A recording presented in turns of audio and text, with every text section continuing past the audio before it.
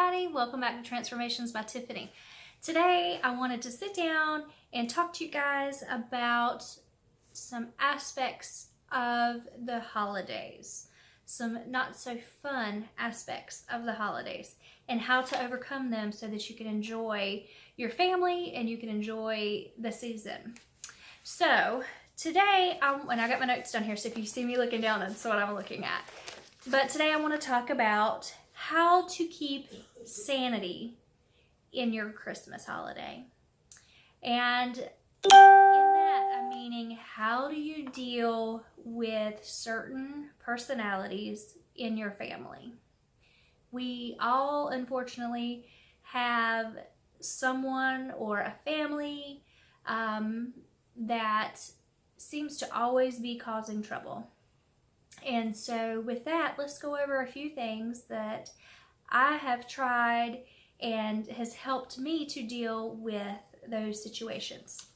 So number one, and the most important thing is, remember during everything that we are celebrating this because it's Christ's birthday. We need to make sure that we're focusing more on Christ than we are all the crazy hustle and bustle of this time of year. Secondly is, remember, you get to choose how someone affects you. This is not easy.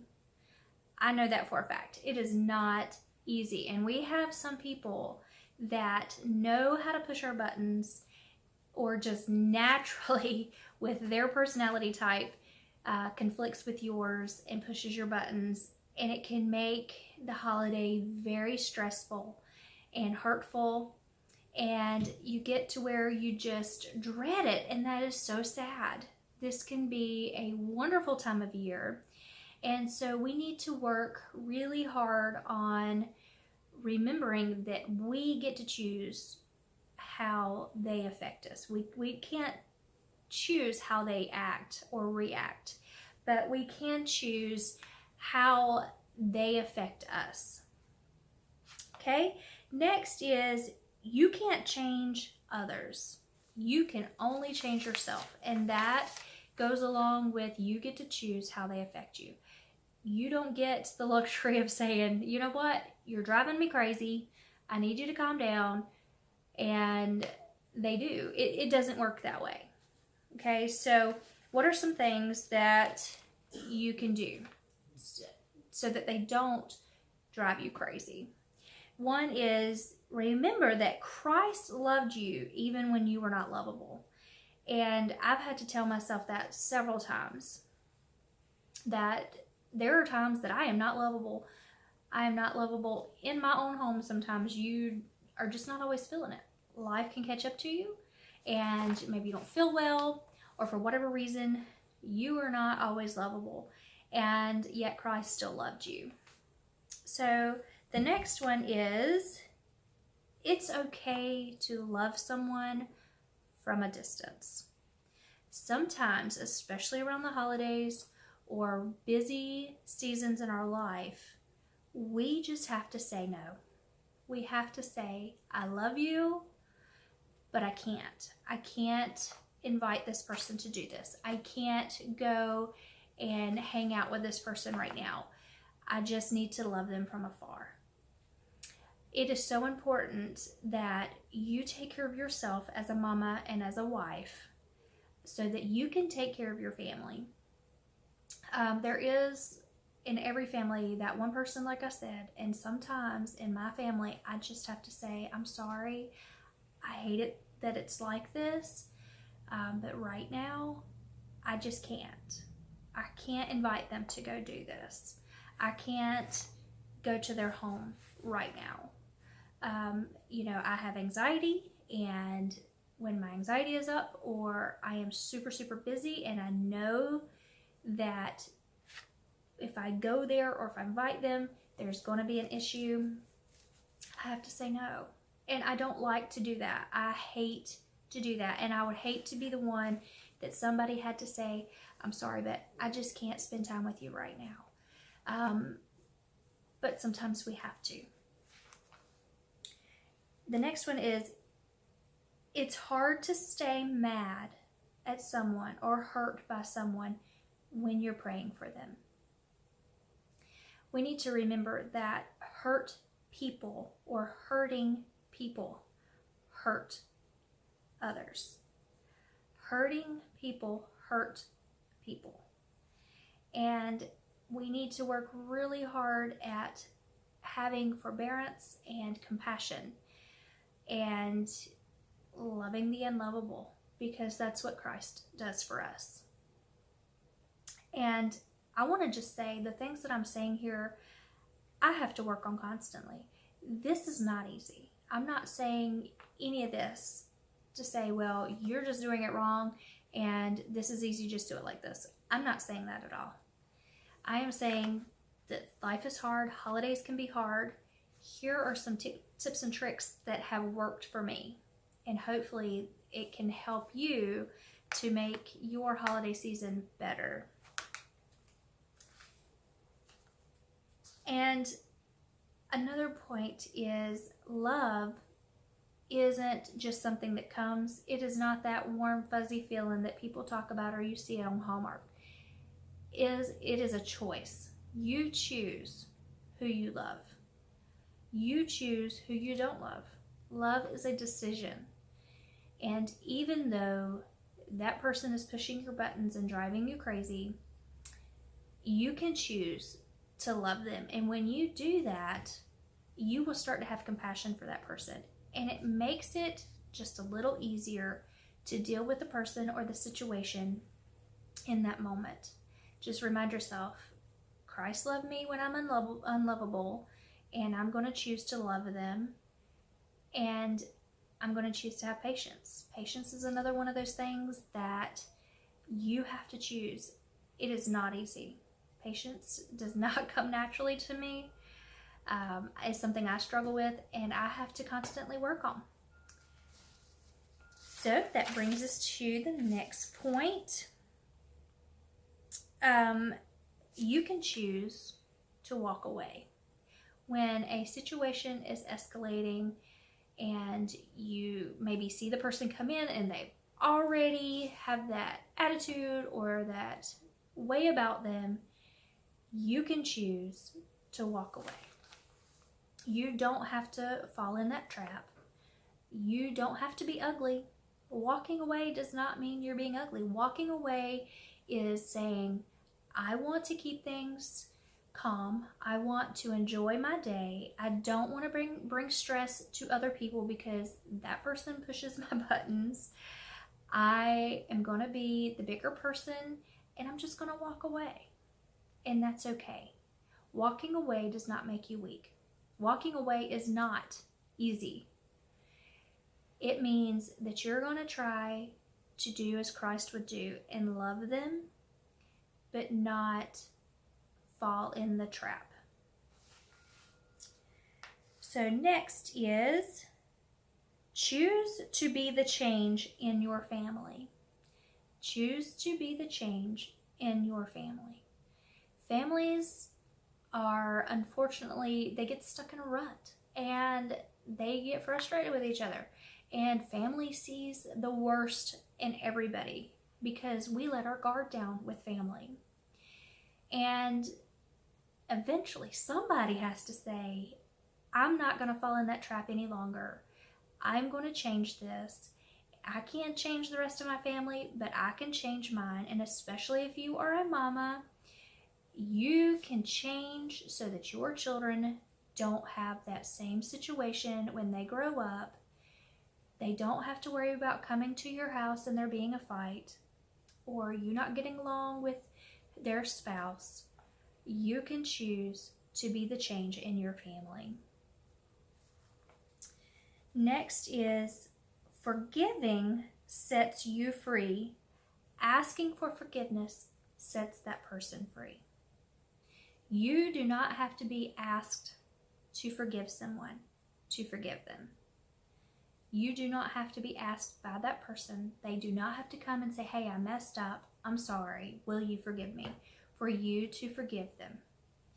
When you choose to forgive somebody, that is setting you free of whatever the situation is. When they come to you and ask for forgiveness, that is setting them free. There is no reason to be boggled down by somebody else's actions. There's no reason to ruin your holiday or your time with your children and your family because of someone else's actions. Choose immediately to forgive them, regardless if they will ever ask for forgiveness, whether they even realize that they hurt you. Choose in that moment to forgive them. The longer you wait, the harder it's going to be, and the more damage it's going to do to you. That person may not even realize that they offended you with what they said or what they did, and it's not hurting them. It's hurting you. And as a mama and a wife, it's hurting your spouse. It's hurting your children because they see what's going on with you. And you are letting that person dictate your life.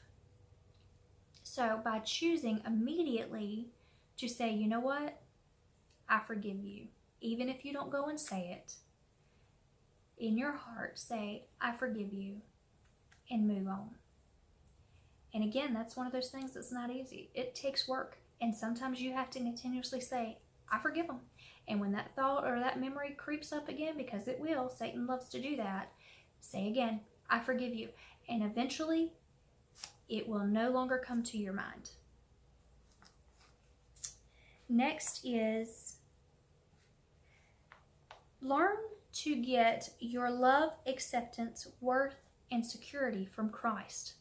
He is the only one that's not going to hurt you, not going to fail you. Family are human, just the same as we are. And we make mistakes, and so we can't expect our family not to make mistakes. We have hurt people. We can't expect our family not to hurt people. We're human. We mess up. But Christ doesn't. He will never fail you. He will never hurt you. And so the sooner we learn to say, you know what? I don't need your approval. I don't need your love. I don't need your acceptance. I don't need your security. And I'm not saying that in an ugly way. I'm saying it in, when you mess up and you hurt me, it's okay, because I get that from Christ, who will never do that. You want to be loved by your family. You want them to approve of what you're doing. You want them to accept you for who you are. But if it happens that they are not supporting you in that way, remember that Christ is. If you are in His will, especially, you do not have to give an account for your decisions, because you're doing what Christ told you to do. And so work very hard at reminding yourself constantly to get your love and your worth and your security and your acceptance from Him. He will never let you down. Next is, if you were in the will of God, and I just touched on this, you never need to defend your decisions. We homeschool. I haven't spoke really about that on here, but homeschool is one of those things where people think it's the greatest thing, or they think you are destroying your kids. And family is the worst to give you their opinion. And a lot of times, they don't have a clue what you do with your kids all day. They don't have a clue what you're teaching them, but they still have that opinion. And it seems like every person that is against it knows that one family that doesn't homeschool the way that they think that they should. And even though they can never tell you who that family is, for homeschool mamas out there, they make comments, and it's very hurtful. What you do and how you raise your children is a tender spot, and it can provoke a lot of anger and a lot of hurt. And when that family member comes up to you and tells you, I'm so sorry, I think they're ruin or tell somebody else, I think they're ruining their kids. I think they're hurting them. I think they're taking away their childhood, or they're not going to be prepared, or whatever the case may be. And all homeschool mamas have heard it. It can provoke a lot in a mama. But if you are doing what God told you to do, you don't have to get angry. You don't have to be upset. You don't have to be hurt.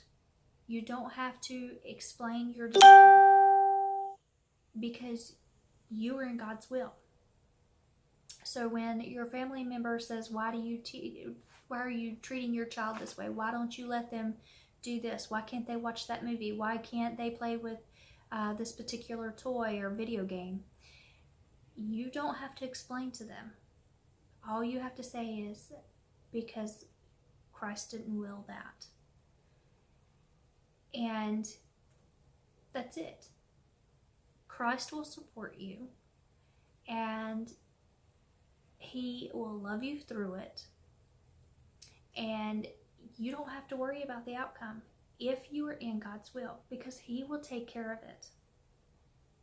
So there is that point. We all have something, even if you're not a homeschooler. If you're a parent, if you're married, if you're a child, whatever the case is, there's going to be somebody that's not going to like something you're doing. So just remember, stay in God's will. Pray about your actions ahead of time. And don't worry about it when somebody says something about what you're doing. Don't get caught up in that trap. You can lovingly tell them that is God's will for our family. And if they continue, just say, you know what? Pray for us. Pray that God will show us His will. And that usually diffuses it. When you're saying, hey, go pray for us. You know, we would appreciate your prayers. And who wouldn't? Who would not want somebody praying for them? It diffuses a lot. Next is, this one I've had to remind myself so many times. But remember, Christ was mocked. He was unloved. He was betrayed by the ones that should have loved Him. He was hurt. And He knew all this ahead of time. And yet He came. And He lived it. And He took it very lovingly and forgivingly for us, knowing that at some point we were going to mess up. We were going to disappoint Him too. We were going to make the wrong decision. We were not always going to follow His will.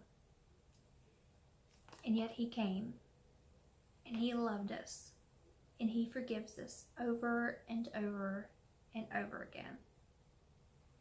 And He went through all that He went through for us. And we should have the same forbearance with others, the same forgiveness for others as Christ had for us. If He wouldn't have done that, we would be so lost. We would have no hope. And as hard as it is for the human nature, we all need to work very hard at forgiveness and forbearance and at loving. And on this earth, there's going to be trials. There's going to be things that you just don't understand. There's going to be times when you're like, will you just stop? But that's just life right now. So let's work very hard and plan ahead. I have to do this. I have to already be in the right mindset before I walk in. You know where that person's going to be. You know they're coming. You know what they do. Already have it in your mind. And say, you know what? This year, you're not going to get to me. You can lovingly say it in your mind. I'm not going to let that person get to me. I'm going to love them at afar if I need to. I'm going to love them through whatever happens.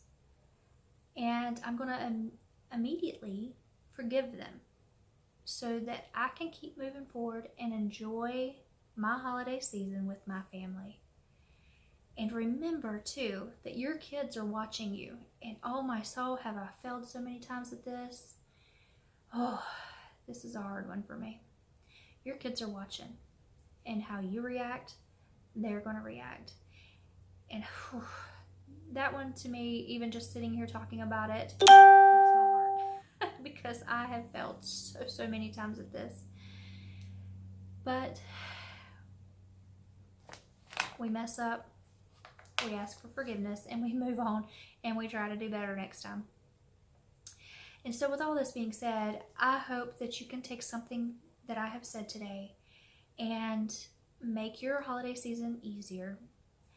I am praying for everyone that watches this, that God will give them the strength and the willingness and whatever else they need for their situation. And I hope that you pray for me and my situations through my holiday season.